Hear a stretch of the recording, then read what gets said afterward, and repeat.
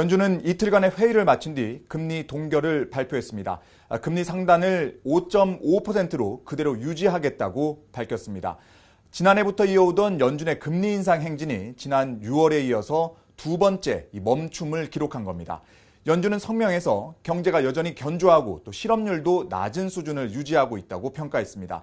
최근 유가가 급등하고 소비자 물가지수가 예상치를 웃돌면서 물가 상승 압력이 커지고 있지만 아직은 이 상황을 지켜볼 여력이 있다고 판단했습니다. 연준의 금리 동결로 우리나라와 금리 격차도 2%포인트를 유지했습니다. 제롬 파월 연준 의장은 적절하다면 올해 안에 추가로 금리 인상을 단행하겠다는 의지를 드러냈습니다.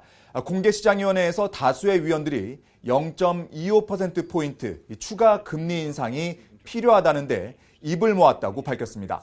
다만 파월 의장은 경제 불확실성이 많아 예측이 어렵다는 점을 강조했습니다. 유가 급등에 따른 충격과 자동차 노조 파업 등 변수가 많다는 겁니다. 기자회견에서는 내년 금리 정책에 대한 질문도 잇따랐는데 당초 예상보다 긴축 강도가 높아질 가능성을 내비쳤습니다.